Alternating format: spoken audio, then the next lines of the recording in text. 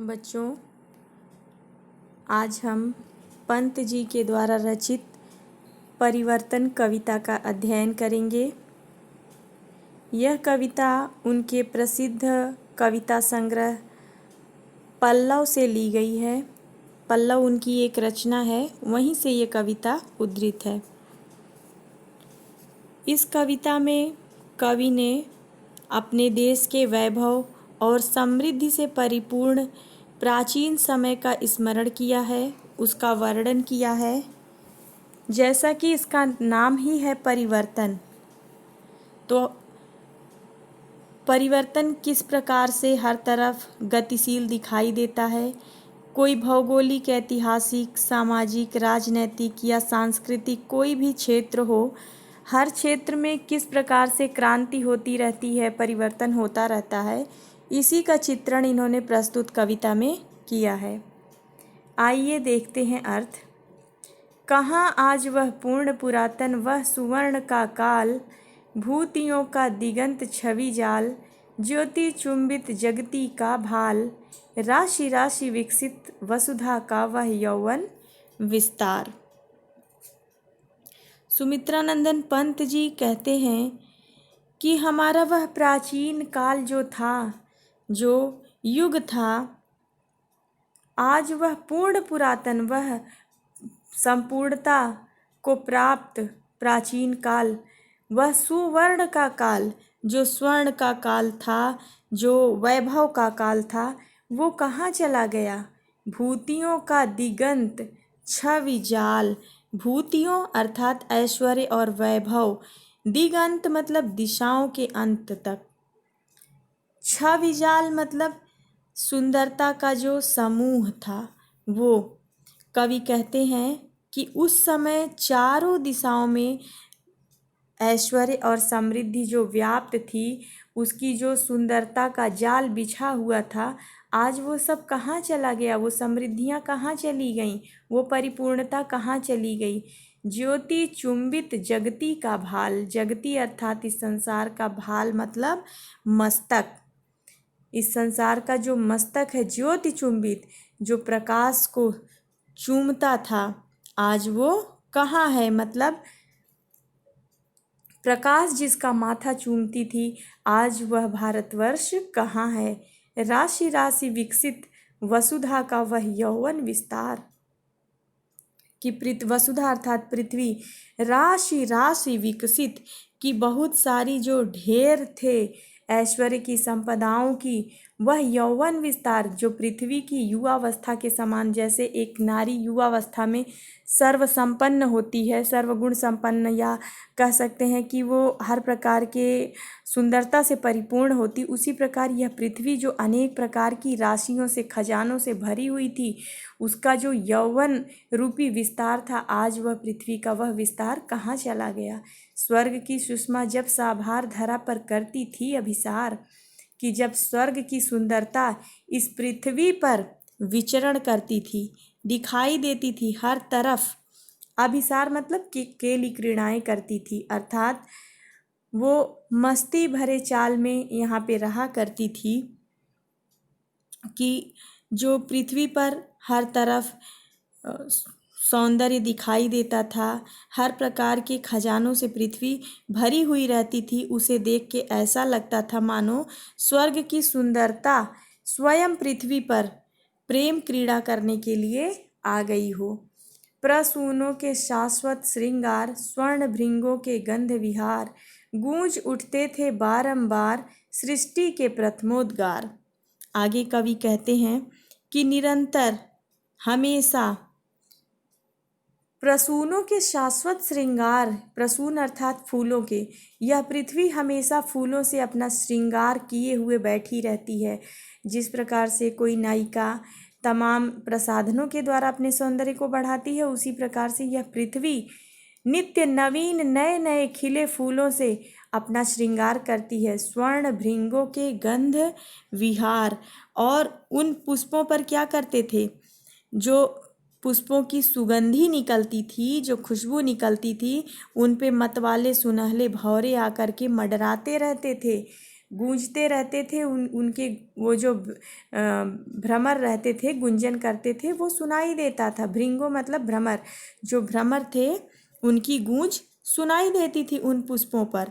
और वो गूंज कैसी लगती थी? गूंज उठते थे बारंबार सृष्टि सृष्टि के प्रथमोद्गार।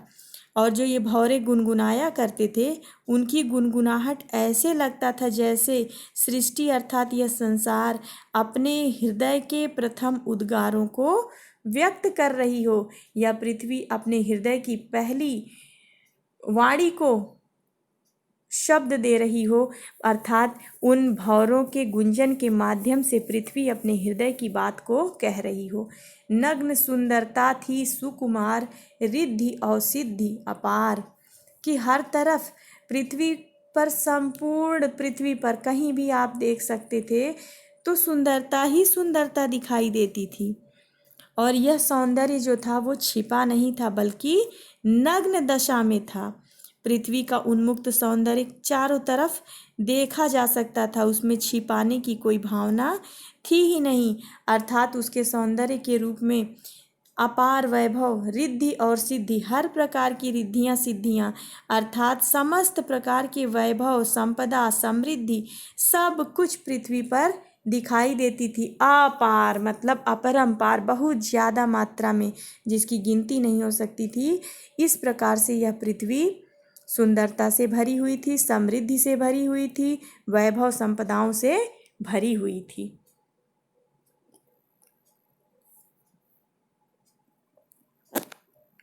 अये विश्व का स्वर्ण स्वप्न, संस्कृति का प्रथम प्रभात, कहाँ वह सत्य वेद विख्यात, दुरित दुख दैन्य न थे जब ज्ञात, अपरिचित जरा मरण भ्रूपात। कवि उस स्वर्ण युग को याद करते हैं कि यह पृथ्वी का स्वर्ण युग था, वह प्राचीन काल, जब हर तरफ सुख संपदा भरी हुई थी, पृथ्वी पर सौंदर्य और समृद्धि खुले रूप में पाई जाती थी, कहीं छिपाने की आवश्यकता नहीं थी। उस स्वर्ण युग को याद करते हुए कवि पूछना चाहते हैं कि आज अये विश्व का स्वर्ण स्वप्न, जो स्वप्न हो गया, स्वर्णिम स्वप्न बन गया, संस्कृति का प्रथम प्रभात, इस संसार का जो पहला सवेरा था, कहाँ वह सत्य वेद विख्यात, कि वेदों में जो बताई गई सत्यता थी, जो सत्य का उपदेश देते थे, आज वो विश्वविख्यात संसार में जाने जाने वाले वेद कहाँ चले गए। दुरित दुख दैन्य न थे जब ज्ञात, कि वह युग ऐसा था जब मानव को दुख, दीनता, दुख या दरिद्रता या गरीबी का सामना नहीं करना पड़ता था। न थे जब ज्ञात, कि वो जानता ही नहीं था कि दुख और दरिद्रता ये सारी चीज़ें क्या होती हैं, उन्हें पता ही नहीं था। अपरिचित जरा मरण भ्रूपात, कि उस समय का जो व्यक्ति था वो अपरिचित था, अनजान था, जरा मरण बुढ़ापे से, मृत्यु से, भ्रूपात भौहों के संकेतों से। अर्थात उस युग में मनुष्य वृद्धावस्था और मृत्यु की जो विभीषिका है उससे अनजान था, वो जानता ही नहीं था कि ये सारे दुख दरिद्रता ये कैसे होता है। अर्थात मानव संपूर्ण रूप में संतुष्ट होकर जीवन यापन करता था। आज वह प्राचीन काल कहाँ चला गया। हाय सब मिथ्या बात, आज तो सौरभ का मधुमास, शिशिर में भरता सूनी सांस, वही मधुरित की गुंजित डाल झुकी थी जो यौवन के भार, अकिंचनता में निज तत्काल सिहर उठती, जीवन है भार। कवि अफसोस जाहिर करते हुए बताते हैं, दुख जताते हुए कहते हैं कि हाय, अरे सब मिथ्या बात, कि क्या अतीत के वो सारे जो दृश्य थे वो झूठे थे, मिथ्या थे, झूठ मूठ के थे। कि जो प्राचीन काल में हम लोगों ने गौरव गाथा देखी थी, गौरव का जो काल था, वैभवशाली काल था, क्या वो सब झूठे थे, वो सत्य नहीं था। आज की स्थिति तो देख के ऐसा लगता है जैसे कि मनुष्य कभी इतना संतुष्ट रहे ही नहीं होगा।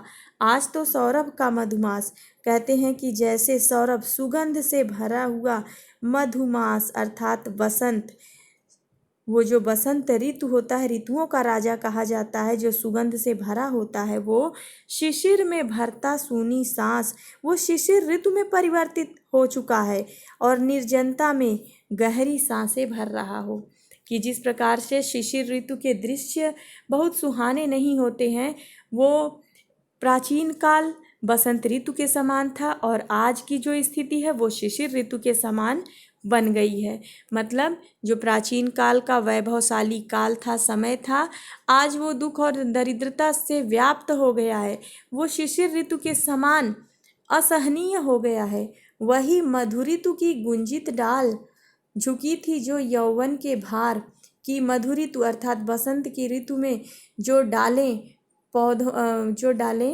फूलों और फलों से लदी हुई थी, यौवन के भार।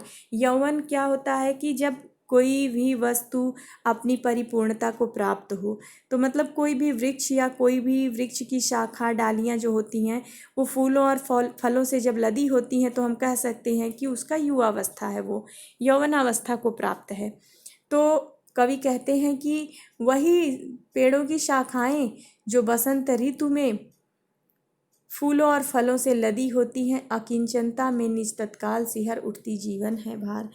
कि जब वही बसंत के समान सुखद जीवन व्यतीत हो जाता है और शिशिर ऋतु के समान सूनापन आ जाता है, तो उस निर्जनता को देख करके, अकिंचनता, अकेलेपन को वो देख करके वो यही सोचने लगती हैं कि कभी इन डालों पे इतने फल और फूल लगे रहते थे, आज ये डालियाँ इतनी खाली हैं। इसका मतलब है कि यह जो जीवन है वो भार के समान है, भार स्वरूप है। कवि यही दिखाना चाहता है कि कभी जो चीज़ पूर्ण यौवनावस्था को प्राप्त होती है, एक समय आता है कि उसके भी दिन लद जाते हैं, वो सुखद दिन दुखद दिनों में बदल जाते हैं। यही परिवर्तन है। आगे कवि कहते हैं, आज पावस नद के उद्गार, काल के बनते चिन्ह कराल, प्रात का सोने का संसार, जला देती संध्या की ज्वाल। कवि बताते हैं कि कवि यह बताना चाहते हैं कि समय कितना परिवर्तनशील है, कि जो नद अर्थात नदियाँ उद्गार बनती हैं, उद्गार जिनसे प्रकट होता है, मतलब वर्षा ऋतु में जो नदियाँ बढ़ जाती हैं, काल के बनते चिन्ह कराल, जब उन नदियों में जल भर जाता है तो वही नदियाँ काल के बनते चिन्ह कराल मतलब विकराल रूप धारण करती हैं और वो काल अर्थात मृत्यु का रूप धारण कर लेती हैं। मतलब कि एक समय होता है ये नदियाँ जल विहीन होती हैं, जल नहीं होता है, और जब उसमें जल भरता है तो प्रलय आ जाता है। वो प्रलय क्या है, काल के समान होता है, जैसे लगता है कि वो मौत का संदेशा लेकर आ रही हैं। प्रात का सोने का संसार, जला देती संध्या की ज्वाल, कि प्रातः काल में जो संसार स्वर्णिम लगता है, सूर्य की स्वर्णिम किरणें जब भर जाती हैं चारों तरफ, सूर्य की आभा, सूर्य की जब चमक चारों तरफ बिखर जाती है, तो वो प्रात का समय जो होता है, प्रातः काल का, वो सोने के समान सुंदर लगता है। लेकिन उस सोने की सुबह को भी संध्या की जो ज्वाल है, संध्या के समय की जो ज्वाला है, उसको जलाकर राख कर देती है, रात की कालिमा में बदल देती है। एक तरफ तो कितना सुंदर सुखद सवेरा होता है, बड़ा ही सुंदर और खुशनुमा मौसम लगता है, लेकिन जो समय है परिवर्तनशील है, वो उस सुंदर दृश्य को काली रात में बदल देता है।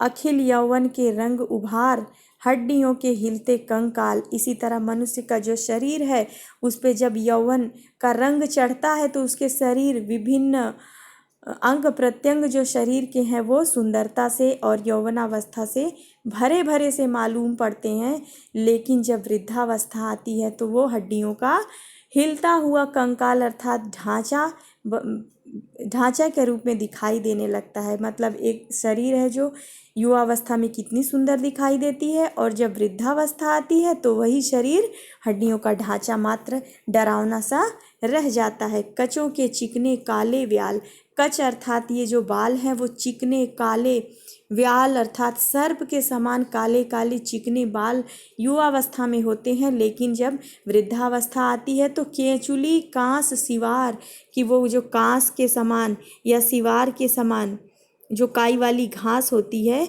उसके समान क्या हो जाते हैं, केचुली या सांप के द्वारा छोड़ी गई केचुली के समान सफ़ेद हो जाते हैं, निर्जीव हो जाते हैं, बेजान हो जाते हैं। कि वही बालों की सुंदरता युवावस्था में क्या होती है और वृद्धावस्था में वही बाल सफ़ेद और निर्जीव हो जाते हैं। गूंजते हैं सबके दिन चार, सभी फिर हाहाकार। कवि कहते हैं कि 4 दिन की चांदनी तो हर तरफ दिखाई देती है, लेकिन अंत में क्या होता है, उसका जो अंत होता है वो दुखद होता है। जीवन में भयानकता भर जाती है कि प्रारंभ में जीवन बहुत सुंदर होता है, यौवनावस्था के समय जीवन बहुत ही प्यारा और सुखद लगता है, लेकिन वृद्धावस्था आते आते जीवन में ऐसा परिवर्तन आता है कि जीवन बुरा लगने लगता है। आज बचपन का कोमल गात, जरा का पीला पात, 4 दिन सुखद चांदनी रात और फिर अंधकार अज्ञात। आगे कवि कहते हैं कि आज बचपन का कोमल गात, गात मतलब शरीर, कि जो बचपन का ये कोमल शरीर था, जरा का पीला पात, जरा मतलब बुढ़ापे में, पीला पात मतलब पीले पत्ते के समान सूख कर निर्जीव हो जाता है। कि बचपन में जो शरीर कोमलता और कमनीयता से भरा होता है, बहुत नाजुक सा शरीर होता है, अंग प्रत्यंग बड़े नाजुक से दिखाई देते हैं, वही वृद्धावस्था के आने पर सूखे पीले पत्ते के समान निर्जीव सा दिखाई देता है। 4 दिन सुखद चांदनी रात और फिर अंधकार अज्ञात। कि 4 दिन की चांदनी दिखाई देती है, मतलब अच्छे दिन थोड़े ही समय रहते हैं और जो बुरा दिन होता है वो अंधकार के समान विकराल रूप धारण कर लेता है और अज्ञात, पता नहीं, मालूम नहीं कि कब तक रहता है। सुख के क्षण बहुत थोड़े समय रहते हैं, लेकिन जीवन तो अज्ञात अंधकार से परिपूर्ण रात के समान बन जाती है, सारे सुख नष्ट हो जाते हैं।